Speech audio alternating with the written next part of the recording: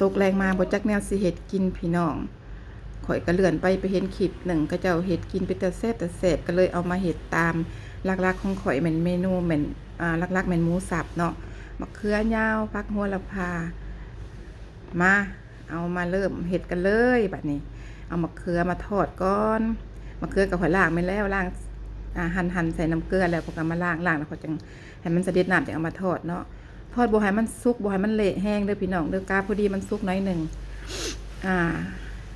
แล้วก็เริ่มตักออกเฮาเห็นมันสุกหลายมันบ่ได้มันสิเละเวลาเฮาผัดนะทอดนั้นพอดีสุกน้อยหนึ่ง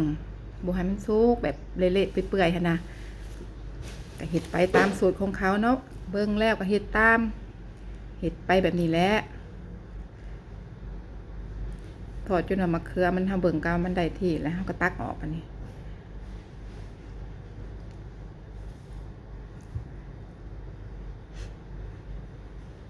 ปลานั้นมันก็ยังอยากเละบางอันได้พี่น้องเอ้ยเฮาเขียวเห็ดเขียวขีบออกไว้จากนั้นเฮาก็มาเริ่มผัดกระเทียมให้มันหอมผัดไปแบบนี้แหละผัดไปเรื่อยๆเปิดไก่ยังเว้าอีกเด้กล้องข่อยน่ะมันไกลเพิ่นว่ามันบ่อยู่ใกล้ไว้ทางหน้ามันติดฟ้าบัดนี้ตามด้วยพริกแดงจินดาหั่นซอยไว้คุเล่ให้มันเข้ากันให้มันหอมค่ะไปนำกันเนาะผัดกระเทียม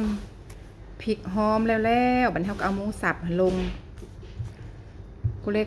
ให้มันแตกออกจากกันบัดนี้เฮาก็ปรุงรสใส่น้ำตาลใส่ซองซ้อนน้อยนึงใส่หลายมันสิหวาน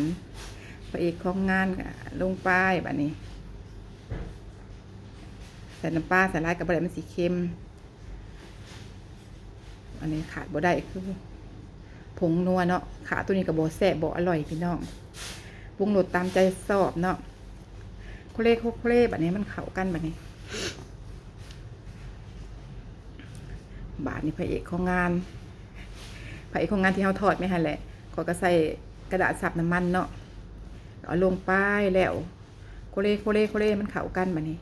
บริพัดเฮิงได้ตัวนี้ใหญ่มะเขือสิเล่ก็ตามด้วยใบโหระพาปิดถ่ายโคเล่เข้ากันได้ที่แบบนี้ไปแบบนี้ปิดไฟพอแบบนี้อุ้ยมีซีมอีกว่ะซีมมันก็แซ่บแล้วแบบนี้เริ่มจัดจานตักใส่จานได้แบบนี้ได้แล้วเรียบร้อยหน้าตาออกมากะเป็นตาแซ่บคือเขาในคลิปของเขาอยู่ได้ดีหน้าตาสดสวยเป็นตาแซ่บบอกพี่น้องไปกินน้ำกันไปสิกินมาเลยฮอดยามกินแหละแบบนี้บ่ยากบ่ซ่าเฮ็ดง่ายๆกินง่ายๆพี่น้องเฮ็ดตามสูตรของคุณเอิร์ธคุณอาร์ตกับแซ่บคือกันเด้อ